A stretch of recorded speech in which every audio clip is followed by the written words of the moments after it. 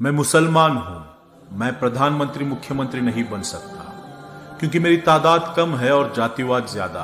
लेकिन मैं collector, ADM, तहसीलदार, commissioner, SP, DSP तो बन ही सकता हूं। लेकिन मैं निकम्मा हूं, क्या करूं। मुझसे घंटों पढ़ाई नहीं होती।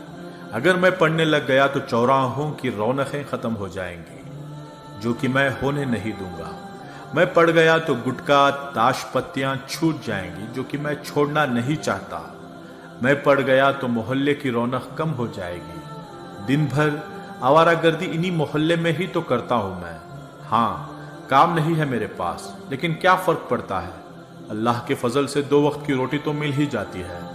हाँ, मैं मुसलमान हूं और पैदा होते ही एक सील ठप्पा लग गया था मेरी तशरीफ पर कि मैं पंचर की दुकान खोलूंगा या हाथों में टूल्स पकड़ के कोई गैरेज खोलूंगा या बहुत ज्यादा हुआ तो दूसरों की गाड़ियां चलाऊंगा। हाँ, मैं मुसलमान हूं। अपने भाइयों की टांग खींचना मेरा सबसे बड़ा काम है। आखिर मैं क्यों नहीं पढ़ा या मैं क्यों नहीं पढ़ पाया, ये सवाल हो सकता है, लेकिन मैं अनपढ़ हूं, इसमें शक नहीं। हाँ, मैं मुसलमान हूं और हिंदुस्तान में 30 करोड़ हूं, लेकिन मैं ज्यादातर अनपढ़, गरीब, गंदी बस्तियों में ही हूं। इसका दोष मैं दूसरों पर थोपता हूं। मैं चाहता हूं कि मेरे घर आंगन की झाड़ू लगाने भी सरकार आए।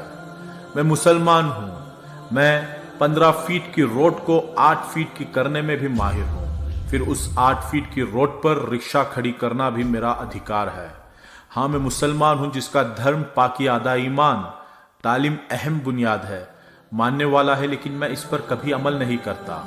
मैं हमेशा सऊदी अरब, दुबई जैसे देशों की दुहाई देकर अपनी बड़ाइयां करता हूं, लेकिन मैंने हिंदुस्तान में खुद पर कभी कोई सुधार नहीं किया, ना मैं सुधरना चाहता हूं। हाँ, मैं मुसलमान हूं। मैं अनपढ़ हूं क्योंकि माँ बाप ने बचपन से गैरेज पर नौकरी में लगाया और मैं गरीब घर से हूं। बेहतर तालीम देने के लिए माँ बाप के पास पैसे नहीं थे और मेरी कौम तालीम से ज्यादा लंगरों पर तवज्जो देती है। वो खिलाने पिलाने को ही सवाब समझती है। मैं मुसलमान हूं। मैं खूब गालियां देता हूं। मैं रिक्शा चलाता हूं, दूध बेचता हूं, वेल्डिंग करता हूं। मैं गैरेज पर गाड़ियां सुधारता हूं। मैं चौराहे पर बैठकर सिगरेट पीता हूं, गांजा पीता हूं, ताश पत्ते खेलता हूं, क्योंकि मैं अनपढ़ हूं। और मैं अनपढ़ सिर्फ 2 वजह से हूं। एक, माँ बाप की लापरवाही। दूसरा, कौम के जिम्मेदारों की लापरवाही। माँ बाप मजबूर थे, लेकिन मेरी कौम मजबूर ना थी और ना है।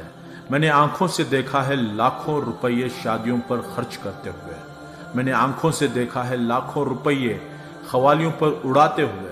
मैंने आंखों से देखा है बेइंतहा फिजूल खर्च करते हुए।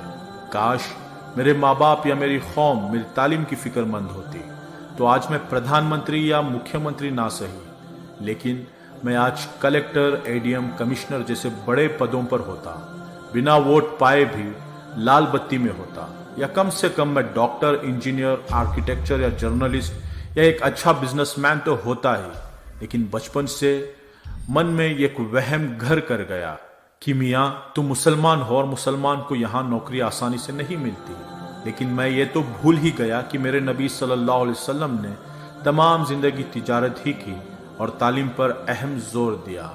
फिर मैं उनका उम्मती होकर नौकरी ना मिलने की बात सोचकर तालीमात क्यों हासिल नहीं करता। नोट दोस्तों, ये तहरीर सिर्फ इस्लाही पोस्ट के लिए लिखी गई है। रिक्शा चलाकर पेट पालना या वेल्डिंग करना, दूध बेचना, गैरेज के टूल्स पकड़ना या मजदूरी करना कोई गलत काम नहीं है, लेकिन हम इसके लिए पैदा हुए हैं, ये सोचकर तालीम हासिल ना करना गलत है। खूब पढ़ाई करो कि हर पद पर सिर्फ तुम दिखो, तुम्हें इज्जत से देखें, तुम पढ़े लिखे तबके में गिने जाओ। अंधविश्वास से दूर एक नई जिंदगी जीकर मुल्क और कौम की खिदमत करें और जहां प्रोपोगंडा नामक चीज ही ना हो, आने वाली नस्लों को पढ़ा लिखा कर हम अब तक के अपने इतिहास को बदल दें। यही एक तरीका है कि ये कौम एक नया सवेरा देखे, कि जब भी सुबह का अखबार देखें, हर अखबार के फ्रंट पेज पर आए इस शहर के नए कलेक्टर, नए एडीएम, नए कमिश्नर तुम ही हो। जज़ाकल्लाहु खैरा। और माफ़ी चाहता हूँ अगर मेरी किसी बात से किसी भाई का दिल दुखा हो तो।